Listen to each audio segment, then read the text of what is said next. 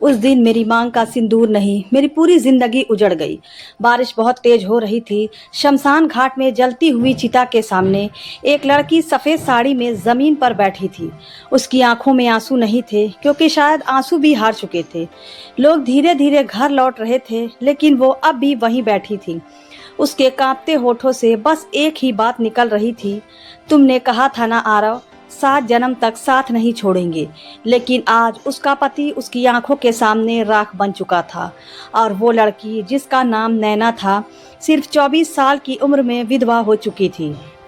उस रात पूरा घर लोगों से भरा हुआ था, लेकिन फिर भी नैना सबसे ज्यादा अकेली थी। किसी ने उसके हाथों की चूड़ियां तोड़ी, किसी ने उसके माथे से सिंदूर मिटाया, और हर टूटती चूड़ी के साथ ऐसा लग रहा था जैसे उसकी सांसें टूट रही हों। नैना जोर जोर से रो पड़ी, मत तोड़ो इन्हें, ये उसकी आखिरी निशानी है। लेकिन समाज को उसकी चीज़ें नहीं सुनाई दे रही थीं, क्योंकि इस समाज में पति के मरते ही औरत की ज़िंदगी भी ख़त्म मान ली जाती है। उस रात नैना अपने कमरे में अकेली बैठी थी। कमरे की हर चीज़ आरव की याद दिला रही थी। दीवार पर लगी उनकी शादी की तस्वीर, तकिए पर अब भी उसकी खुशबू, और मोबाइल में वो आखिरी आवाज़, मैं जल्दी घर आ जाऊंगा नैना। लेकिन वो कभी वापस नहीं आया। एक सड़क हादसे ने सब खत्म कर दिया। नैना पूरी रात रोती रही। सुबह जब वो बाहर आई तो उसकी सांस ने उसके हाथ से रंगीन दुपट्टा छीन लिया। अब ये रंग तुझ पर अच्छे नहीं लगते, ये सुनकर नैना अंदर से टूट गई। जिस घर में वो बहू बनकर आई थी, आज उसी घर में उसे अपशगुन माना जाने लगा था। दिन बीतने लगे। अब नैना किसी से ज़्यादा बात नहीं करती थी। वो बस छत पर जाकर आसमान को देखती रहती। शायद उसे लगता था कि आरव कहीं ऊपर से उसे देख रहा होगा। एक दिन वो आरव की पुरानी डायरी पढ़ रही थी, तभी उसमें से एक तस्वीर नीचे गिरी। तस्वीर में आरव किसी अनजान आदमी के साथ खड़ा था। पीछे लिखा था, अगर कभी मैं ना रहूं तो नैना का ख्याल तुम रखना। नैना हैरान रह गई, ये आदमी कौन था और आरव ने ऐसा क्यों लिखा था। उसी रात किसी ने घर का दरवाज़ा खटखटाया। नैना ने दरवाज़ा खोला। सामने एक आदमी खड़ा था, भीगा हुआ, आंखों में दर्द, और हाथ में आरव की वही तस्वीर। उसने धीरे से कहा, मैं कबीर हूँ। आरव का सबसे बड़ा राज। नैना के पैरों तले ज़मीन खिसक गई। आखिर कौन था कबीर, और आरव ने मरने से पहले उसका नाम अपनी डायरी में क्यों लिखा था। उस रात नैना को पहली बार एहसास हुआ आरव उससे कुछ छुपा रहा था, और शायद उसकी मौत सिर्फ एक हादसा नहीं थी। आगे क्या हुआ, ये नैना की ज़िंदगी का सबसे दर्दनाक सच बनने वाला था।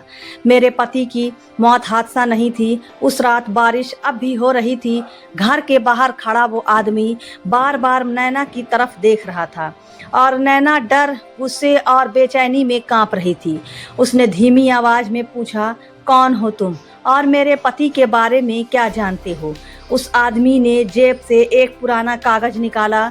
उस पर आरव की लिखावट थी, अगर मेरे साथ कुछ हो जाए तो नैना को सच जरूर बता देना। नैना का दिल तेजी से धड़कने लगा। उसने तुरंत कबीर को अंदर बुला लिया। पूरा घर सो चुका था। कमरे में सिर्फ एक छोटी सी रोशनी जल रही थी। कबीर चुपचाप बैठा रहा, जैसे वो शब्द ढूंढ रहा हो। फिर उसने गहरी सांस ली और कहा, आरव सिर्फ तुम्हारा पति नहीं था नैना, वो मेरा सबसे अच्छा दोस्त भी था। नैना की आंखों में आंसू आ गए। आरव का नाम सुनते ही उसकी दुनिया रुक जाती थी। कबीर ने आगे कहा, उस हादसे वाले दिन आरव मुझसे मिलने आया था। वो बहुत परेशान था। नैना घबरा गई। क्यों? कबीर कुछ सेकंड चुप रहा, फिर बोला, क्योंकि उसे पता चल गया था कि उसके अपने ही लोग उसे मारना चाहते हैं। नैना के हाथ से पानी का गिलास गिर गया। क्या? उसके कानों को यकीन नहीं हो रहा था। कबीर ने धीमी आवाज़ में कहा, तुम्हारे ससुर जी पर बहुत कर्जा था और आरव ने वो कर्जा चुकाने से मना कर दिया था। उन्होंने आरव के नाम का बीमा करवाया। और फिर नैना कांपते हुए बोली, फिर क्या? कबीर की आंखें भर आई। उस हादसे वाले ट्रक के ब्रेक जानबूझकर फेल करवाए गए थे। नैना को लगा जैसे उसकी सांस रुक गई हो।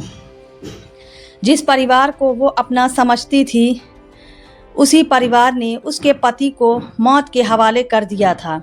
उस रात नैना पूरी तरह टूट गई। वो फूट फूट कर रोने लगी। आरव ने मुझे बताया क्यों नहीं? कबीर ने उसकी तरफ देखा। क्योंकि वो तुमसे बहुत प्यार करता था। वो नहीं चाहता था कि तुम डर में जियो। उसने आखिरी वक्त तक अपने परिवार को बचाने की कोशिश की। नैना ज़मीन पर बैठ गई। उसे लग रहा था जैसे उसकी पूरी जिंदगी झूठ थी। कुछ देर बाद कबीर जाने लगा, लेकिन तभी नैना ने उसका हाथ पकड़ लिया। मत जाओ। उसकी आवाज़ में इतना दर्द था कि कबीर खुद रो पड़ा। उस रात पहली बार नैना ने किसी के सामने अपने दिल का दर्द खोला। वो घंटों रोती रही और कबीर बस चुपचाप उसे सुनता रहा। कभी कभी कुछ लोग हमारी ज़िंदगी में मरहम बनकर आते हैं। जब पुरानी दुनिया ज़ख्म दे चुकी होती है। धीरे धीरे कबीर रोज़ नैना से मिलने आने लगा। वो उसका ख्याल रखता, उसे खाना खिलाता, दवाइयाँ देता और हर बार बस यही कहता, तुम्हें टूटने नहीं दूंगा। बहुत दिनों बाद नैना के चेहरे पर हल्की मुस्कान आने लगी, लेकिन समाज को ये मंजूर नहीं था। लोग बातें बनाने लगे, पति को मरे अभी साल भी नहीं हुआ और इसे दूसरे आदमी का सहारा चाहिए। नैना फिर से अंदर ही अंदर मरने लगी। एक दिन उसकी सास ने सबके सामने उसे अपमानित किया। विधवा होकर मर्दों से मिलती है, शर्म नहीं आती? नैना की आंखों से आंसू बहने लगे, लेकिन इस बार कबीर चुप नहीं रहा। उसने पहली बार ऊंची आवाज में कहा, बस कीजिए। पूरा घर सन्न रह गया। कबीर ने गुस्से में कहा, जिस लड़की ने इस घर के लिए सब छोड़ा, आज उसी को बदनाम कर रहे हैं। जिस बेटे को अपने पैसों के लिए मरवा दिया, कम से कम उसकी पत्नी को तो जीने दीजिए। ये सुनते ही घर में सन्नाटा छा गया। नैना ने हैरानी से कबीर को देखा।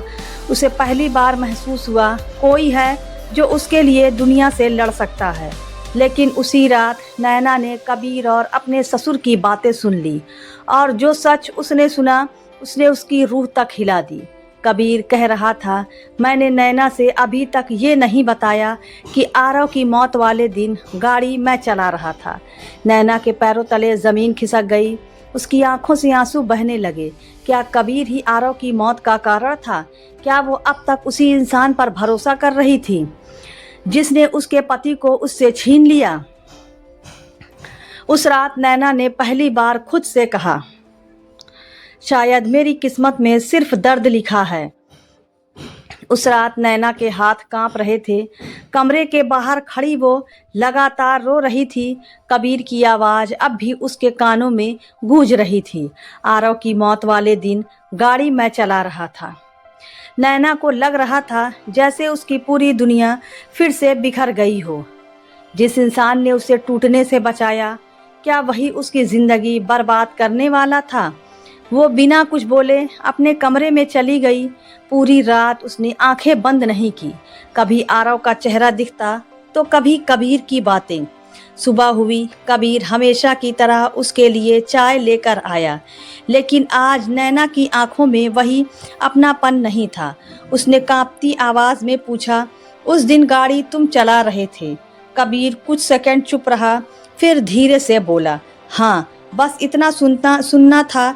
नैना की आंखों से आंसू बहने लगे। उसने गुस्से में कप फेंक दिया, तुमने मुझे बताया क्यों नहीं? कबीर चुप रहा, क्योंकि उसके पास कोई ऐसा जवाब नहीं था जो नैना का दर्द कम कर सके। नैना जोर से चीखी, मैं तुम पर भरोसा करने लगी थी, तुम्हें अपना सबसे करीबी इंसान मानने लगी थी, और तुम ही मेरे पति की मौत की वजह निकले। कबीर की आंखें भी भर आईं। उसने कांपती आवाज़ में कहा, मैंने आरव को मारने की कोशिश नहीं की थी नैना। उस दिन वो बहुत परेशान था। हम दोनों शहर से वापस लौट रहे थे, लेकिन रास्ते में ट्रक ने हमारी गाड़ी को टक्कर मारी। मैं बच गया, लेकिन आरव कबीर रो पड़ा। मरने से पहले उसने मेरा हाथ पकड़ा था और सिर्फ एक बात कही थी, नैना को कभी अकेला मत छोड़ना। नैना फूट फूट कर रोने लगी। उसे समझ नहीं आ रहा था कि वो कबीर से नफरत करे या उसकी मजबूरी समझे। दिन गुजरते गए। नैना अब फिर से खामोश रहने लगी, लेकिन कबीर अब भी हर दिन उसके दरवाजे पर खाना रख जाता, बिना कुछ कहे, बिना उससे मिले, क्योंकि वो जानता था कुछ दर्द वक्त से ही भरते हैं। एक दिन नैना छत पर बैठी यारव की तस्वीर देख रही थी, तभी उसकी नज़र डायरी के आखिरी पन्ने पर गई। वो पन्ना पहले कभी खुला ही नहीं था। उसमें लिखा था, अगर मैं इस दुनिया में ना रहूं तो नैना को जीना सिखा देना कबीर, क्योंकि वो बाहर से बहुत मजबूत है लेकिन अंदर से बहुत कमज़ोर। और अगर कभी उसे तुमसे मोहब्बत हो जाए तो खुद को गुनहगार मत समझना, क्योंकि मेरी सबसे बड़ी खुशी यही होगी कि मेरी नैना फिर से मुस्कुराने लगे। ये पढ़ते ही नैना की रूह कांप गई। उसकी आंखों से आंसू लगातार बहने लगे। आरव मरते वक्त भी उसकी खुशी सोच रहा था। उस रात नैना पहली बार खुद से लड़ी, क्या एक विधवा को दोबारा प्यार करने का हक नहीं? क्या उसका दिल हमेशा रोता ही रहे? क्या समाज के डर से वो पूरी जिंदगी अकेली मर जाए? अगले दिन नैना खुद कबीर के घर गई। कबीर उसे देखकर हैरान रह गया। नैना की आंखें लाल थी, लेकिन इस बार उनमें डर नहीं था। वो धीरे से बोली, तुम सही कहते थे, हर इंसान दूसरा मौका डिजर्व करता है। कबीर की आंखें भर आईं, लेकिन तभी अचानक नैना के सीने में तेज दर्द उठा। उसके हाथ कांपने लगे और वो ज़मीन पर गिर पड़ी। कबीर घबरा गया। नैना, उसे तुरंत अस्पताल ले जाया गया। डॉक्टर बाहर आए और जो उन्होंने कहा, उसने कबीर की दुनिया उजाड़ दी। इनके दिल में बहुत पुरानी बीमारी थी। ज़्यादा सदमा मिलने की वजह से हालत बिगड़ गई। कबीर टूट चुका था। जिस लड़की को उसने जीना सिखाया, उसे वो खो नहीं सकता था। अस्पताल के कमरे में नैना मशीनों के बीच लेटी थी। उसने धीरे से कबीर का हाथ पकड़ा और मुस्कुरा कर कहा, एक बात बोलूं? कबीर रोते हुए उसके पास झुक गया। नैना बोली, मैंने आरव से बहुत प्यार किया, लेकिन तुम्हारे साथ मुझे जीने की वजह मिली। कबीर की आंखों से आंसू गिरने लगे। नैना ने कांपती आवाज़ में कहा, अगले जन्म में थोड़ा जल्दी मिलना। और फिर मशीन की आवाज़ अचानक सीधी हो गई। कबीर चीख पड़ा, नैना! लेकिन इस बार नैना हमेशा के लिए जा चुकी थी। कुछ महीनों बाद कबीर रोज़ उसकी कब्र पर जाने लगा। वो घंटों बैठकर उससे बातें करता। एक दिन उसने कब्र पर फूल रखते हुए कहा, लोग कहते हैं विधवा की ज़िंदगी ख़त्म हो जाती है, लेकिन सच ये है, उनकी ज़िंदगी ख़त्म नहीं होती, बस लोग उन्हें जीने नहीं देते। बारिश फिर से शुरू हो चुकी थी और कबीर की आंखों में आज भी वही इंतजार था, उस लड़की का जिसने उसे अधूरी मोहब्बत का मतलब सिखा दिया।